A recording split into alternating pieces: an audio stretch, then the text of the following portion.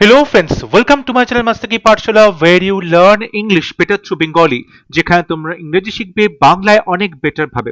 Report writing এর ক্লাসে তোমাদের সবাইকে আরো একবার ওয়েলকাম করছি। সামনে তোমাদের পিএসসি ক্লার্কশিপ পরীক্ষা, ডব্লিউবিপিএসআই এবং কেপিএসআই মেন্স পরীক্ষা আছে। এই প্রত্যেকটি মেন্স পরীক্ষাতেই রিপোর্ট রাইটিং থেকে প্রশ্ন থাকবে। তাই রিপোর্ট রাইটিং এর প্রত্যেকটা টপিক যেগুলো ক্লাসে আলোচনা করা হচ্ছে সেগুলো অবশ্যই তোমরা বাড়িতে প্র্যাকটিস করো। প্রত্যেকটা টপিক তোমরা প্রস্তুত রাখো পরবর্তী পরীক্ষার জন্য। আমি অলরেডি ক্লার্কশিপ পরীক্ষাতে বা ডব্লিউবিপিএসআই পরীক্ষাতে মোস্ট ইম্পর্টেন্ট টপিকস কোনগুলো হতে পারে আমার মত অনুযায়ী আমি সেগুলো কিন্তু তোমাদের অলরেডি আলোচনা করে দিয়েছি এবং সেই মতো আলাদা একটি প্লেলিস্ট আমি ক্রিয়েট করেছি যেখানে সেই মোস্ট ইম্পর্টেন্ট যে 50 টপিকস সেইগুলো পরপর রিপোর্টগুলো একসাথে রাখা রয়েছে।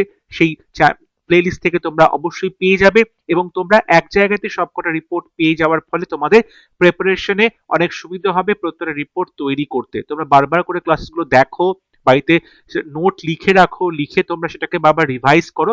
সামনেই তোমাদের পরীক্ষা 28 ডিসেম্বর তোমাদের ক্লার্কশিপ পরীক্ষা হচ্ছে, 30 ডিসেম্বর তোমাদের কেপিএসআই পরীক্ষা হচ্ছে। সুতরাং বেশি দেরি নেই, তাই এখন নতুন জিনিস বারবার করে না পড়ে পুরনো জিনিসগুলো রিভিশন করো তার পাশাপাশি। তাহলে শুরু করছি আজকের ক্লাস। আজকের রিপোর্ট রাইটিংটার জন্য তোমরা বেশ কিছুদিন ধরে আমাকে রিকোয়েস্ট করছো, write a report on Indian women's T20 world cup for the blind.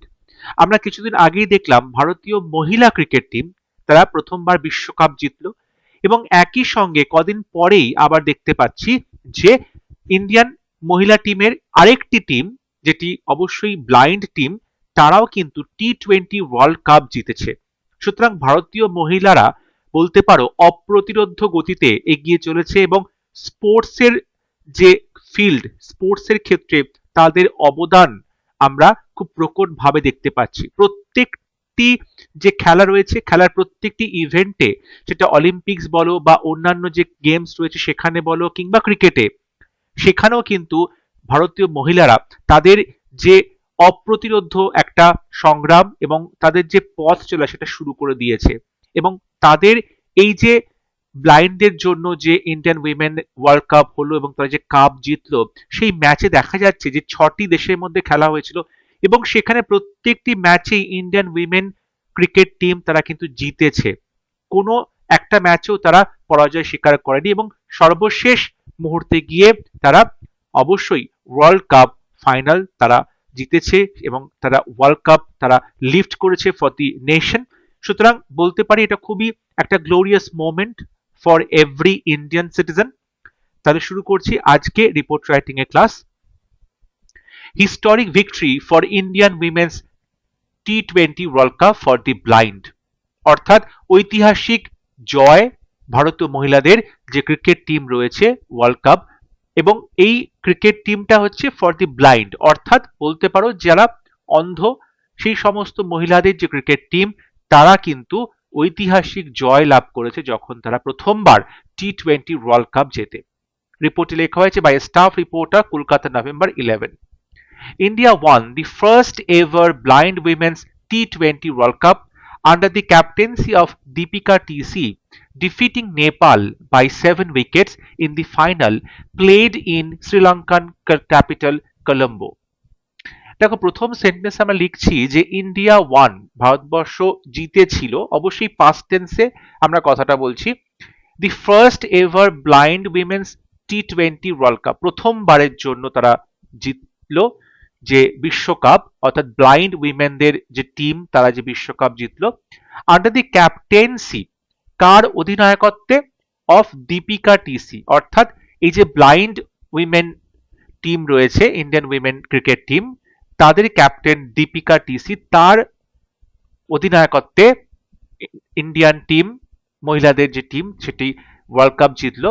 Defeating, পরাজিত করেছে নেপালকে বাই 7 উইকেটস, 7 উইকেটে হারিয়ে দিয়েছে, অর্থাৎ নেপাল যে রানটা করেছিল সেটা ভারতীয় মহিলা ক্রিকেট টিম মাত্র 3টে উইকেট হারিয়েই রানটি তুলে ফেলে। সুতরাং বাদবাকি হাতে 7টি উইকেট রইল, 7 উইকেটে জিতে গেছে। ইন দি ফাইনাল ম্যাচে প্লেড, যে ফাইনাল ম্যাচটা খেলা হয়েছিল ইন শ্রীলঙ্কান ক্যাপিটাল কলম্বো, শ্রীলঙ্কার রাজধানী কলম্বোতে। The tournament featured 6 teams এই টুর্নামেন্টে 6টি টিম ছিল: India, Nepal, Pakistan, Sri Lanka, Australia and the US. Bharatvarsha, Nepal, Pakistan, Sri Lanka, Australia এবং আমেরিকা, এই 6টি টিম অংশগ্রহণ করেছিল এই ওয়ার্ল্ড কাপে। ইন দি ফাইনালের ম্যাচে নেপাল স্কোর 114 ফর 5 উইকেট হারিয়ে নেপাল স্কোর করেছিল 114, and India successfully covered in just 12 ওভার্স, এবং ভারতবর্ষ 114 যে রান সেটা মাত্র 12.1 ওভার, অর্থাৎ 12 ওভার 1 বলেই 114 রান তারা সফলভাবে অতিক্রম করে, রান করে ফেলে, উইথ ফুলা সোরেন্স রিমার্কেবল 44 অফ জাস্ট 27 বলস। এবং ভারতবর্ষ যে 114 রান 12 ওভারের মাথাতেই করে ফেলতে পেরেছিল মাত্র 3টে উইকেট হারিয়ে, তার মধ্যে সব থেকে বড় অবদান ছিল ফুলা সোরেনের, যার রিমার্কেবল 44 অফ জাস্ট 27 বলস। এই যে কথাটা বলে 44 অফ 27 বলস, অর্থাৎ 27 বলে 44 রান করেছিল, এবং সেটা নট আউট ছিল। ফুলা সোরেন তখন নট আউট ছিল। সো ফুলা সোরেনের এই যে একটা অবিস্মরণীয় ম্যাচ, যার ফলে ইন্ডিয়া খুব সহজেই জিততে পারলো নেপালের বিরুদ্ধে, এবং ওয়ার্ল্ড কাপ তারা কিন্তু ঘরে নিয়ে আসতে পেরেছে। India remained unbeaten throughout the tournament, যেটা আমি একটু আগে বলছিলাম যে পুরো টুর্নামেন্টে 6টি টিমের মধ্যে যতগুলো ম্যাচ হয়েছিল প্রত্যেকটাতে ইন্ডিয়া কিন্তু আনবিটেন ছিল, অর্থাৎ ইন্ডিয়াকে কেউ বিট করতে পারেনি বা কেউ পরাজিত করতে পারেনি। ইন্ডিয়া ছিল অপ্রতিরোধ্য। The Indian team included players from villages, farming families, small town hostels who had overcome immense challenges to win. বলছে ভারতবর্ষে যে টিম, সেখানে যে মেয়েরা খেলা করেছে সেই সমস্ত প্লেয়াররা উঠে এসেছে বিভিন্ন গ্রাম থেকে, ভিলেজেস থেকে, ফার্মিং ফ্যামিলিজ অর্থাৎ কৃষি পরিবার থেকে, স্মল টাউন হস্টেলস থেকে, যারা বাড়ি ছেড়ে স্মল টাউনে হস্টেলে বসবাস করেছে, তারা সেখানে থেকেছে দীর্ঘদিন, দাঁতে দাঁত আঁকড়ে ধরে সেই হস্টেলে তারা বসবাস করেছে, তারা প্র্যাকটিস করেছে, বিভিন্ন প্রতিকূলতার বিরুদ্ধে তারা লড়াই করে ভারতীয় টিমে শেষ পর্যন্ত নিজেদের জায়গা করতে পেরেছে, এবং সবার শেষে who had overcome immense challenges, প্রচুর চ্যালেঞ্জের সম্মুখীন হওয়ার পরে তারা কিন্তু জিততে পেরেছে, টু উইন, এবং ফাইনালি তারা ওয়ার্ল্ড কাপ ঘরে নিয়ে এসেছে। তাহলে প্রথম প্যারাগ্রাফে আমরা যে খেলা সম্পর্কে, যে ভারতীয় টিম কাকে পরাজিত করেছে, কত রানে পরাজিত করেছে, বেস্ট স্কোর কে করেছে, এবং যে ইন্ডিয়ান যে মহিলা ক্রিকেট টিম তাদের যে মেম্বার্স রয়েছে, টিম মেম্বার, তাদের যে কোথা থেকে উঠে এসে তারা কোন পরিস্থিতি মোকাবিলা করে এবং শেষ পর্যন্ত তারা আজকে জয়ের সম্মুখীন হয়েছে, এই স্ট্রাগলের কথা অল্প করে বলা হলো। Calling the achievement a shining example of hard work. Calling the achievement, এই যে কৃতিত্ব, সেই কৃতিত্বকে কি নামে সম্বোধন করলেন? Shining example of hard work, কঠিন পরিশ্রমের একটা জ্বলন্ত উদাহরণ, কঠিন পরিশ্রমের জ্বলন্ত উদাহরণ, টিম ওয়ার্ক এবং অবশ্যই দলগত যে অংশগ্রহণ, দলগত কাজ, অ্যান্ড ডিটারমিনেশন এবং দৃঢ় সংকল্প, এই সব কিছুর অ্যাচিভমেন্ট হিসেবে বলা হচ্ছে। কে বলছেন কথাটি? দি পিএম সেইড, প্রধানমন্ত্রী বলেছেন, that the victory would inspire generations of young girls across the country. এই যে জয়, ভারতীয় মহিলা ক্রিকেট টিম যারা অবশ্যই অন্ধ এবং যারা ফিজিক্যাল যে চ্যালেঞ্জেস তার মোকাবিলা করার সঙ্গে সঙ্গে বাইরের সমাজের যে চ্যালেঞ্জেস সেগুলো মোকাবিলা করছে, এবং সমস্ত প্রতিবন্ধকতার বিরুদ্ধে তারা লড়াই করে এই যে জিতে গেল, ওয়ার্ল্ড কাপ ফাইনালি তারা দেশের মাটিতে নিয়ে আসলো, এই যে জয় সেটা উড ইন্সপায়ার, অনুপ্রাণিত করবে জেনারেশনস, পরবর্তী সমস্ত জেনারেশনকে, অফ ইয়াং গার্লস, ছোট ছোট মেয়েদের, যারা কিনা এখনো পর্যন্ত শিওর নয়, তারা এখনো পর্যন্ত ক্রিকেটে এতটা ইন্টারেস্টেড নয়, তারা অবশ্যই ইন্টারেস্টেড হবে সেই জেনারেশনস, এবং তারা অবশ্যই আরো বেশি করে ক্রিকেটে অংশগ্রহণ করবে, প্র্যাকটিস করবে অ্যাক্রস দি কান্ট্রি। সারা ভারতবর্ষের সমস্ত ইয়াং মেয়েরা এই ঘটনা দ্বারা অনুপ্রাণিত হবে। Team captain Deepika TC said, টিমের যিনি ক্যাপ্টেন দীপিকা, তিনি বলেছেন, we hope our win inspire many more like us to chase their dreams with courage.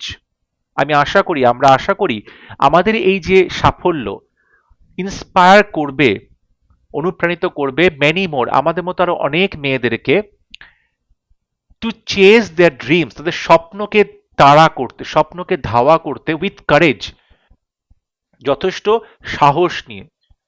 আমি আশা করব আমাদের এই যে জয় সাফল্য, সেটা অবশ্যই আমাদের মতো মেয়েদেরকে আরো বেশি করে তাদের স্বপ্নকে ধাওয়া করতে সাহায্য করবে।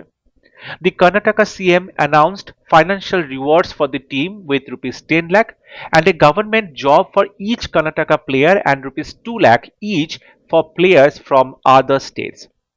কর্ণাটকা যিনি মুখ্যমন্ত্রী, তিনি অ্যানাউন্স করেছেন ফাইন্যান্সিয়াল রিওয়ার্ডস, আর্থিক সাহায্য, আর্থিক পুরস্কার দেওয়া হবে ফর দ্য টিম, পুরো টিমকে, উইথ রুপিস 10 লাখ, 10 লাখ টাকা দেওয়া হবে, and a government job for each Karnataka player, এবং কর্ণাটকা থেকে যে সমস্ত প্লেয়াররা এই টিমে ছিল তাদের প্রত্যেককে সরকারি চাকরি দেওয়া হবে, এবং 2 lakh each for players from other states, এবং অন্য স্টেটস থেকে যারা ছিল, যে সমস্ত প্লেয়াররা খেলেছে টিমে, তাদের সবাইকে 2 লাখ করে টাকা দেওয়া হবে।